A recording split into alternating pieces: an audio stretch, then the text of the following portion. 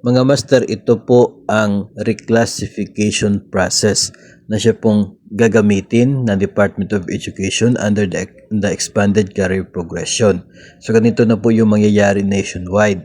Kumbaga, every year meron pong budget na ilalaan yung DBM at saka po yung DepEd for the implementation of the career progression. So ang mangyayari, first step po dyan ay ang division po ninyo maglalabas po siya ng memo.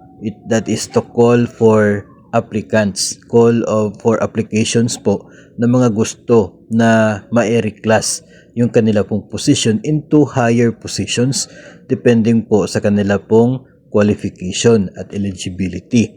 So kapag meron na pong memo ang division to receive the applications, mag-submit na ito pong mga interested teachers. Tapos the division SDO now evaluates applications and prepares career and PAL. So may meaning po yun, a comparative assessment report, parang ganun po siya.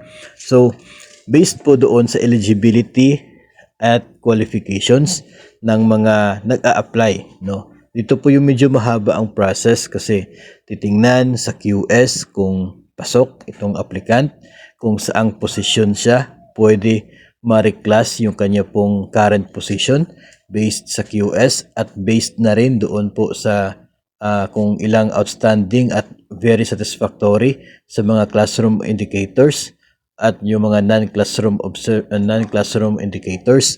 So, yun po ay titingnan. Tapos malalaman kung saang posisyon pwedeng ma-reclass yung applicant po natin. Ngayon, kapag na-prepare na ito pong career and PAL from the division, ay isubmit nila ito doon po sa DepEd Regional Office not later than October 31 sa bawat taon. Not later than October 31, mag-submit sila doon sa regional office ng DepEd. Dito kasi po may cut-off dito na portion.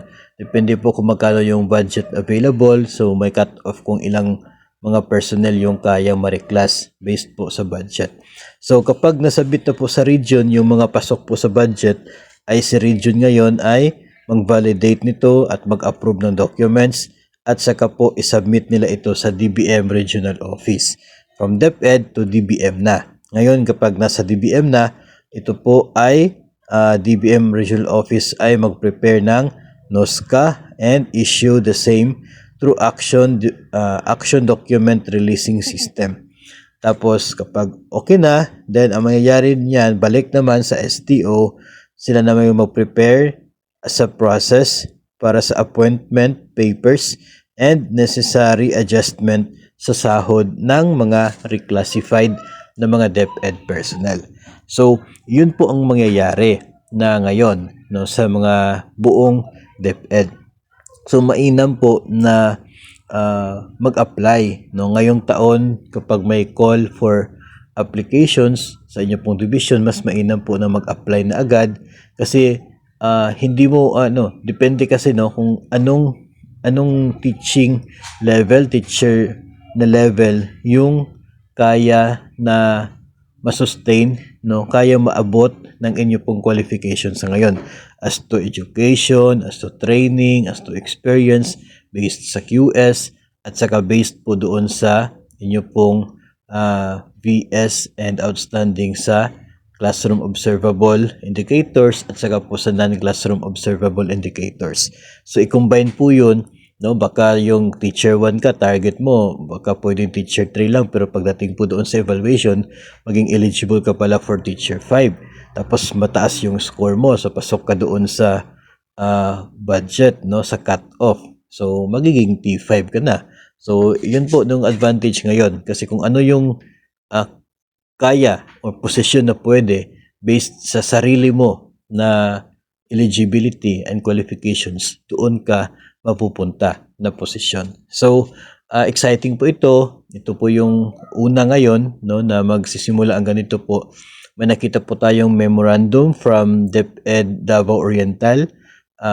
Meron na po silang memo for call of applications para po sa reclassification na katulad po nito.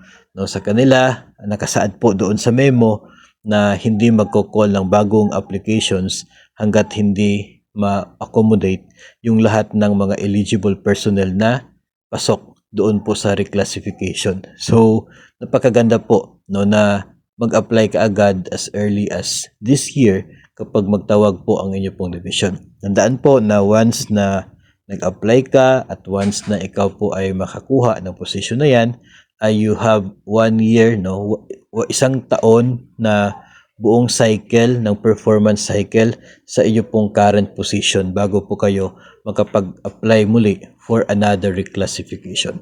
So, yun po, no, ang atin pong episode na ito related po sa reclassification process ng Department of Education.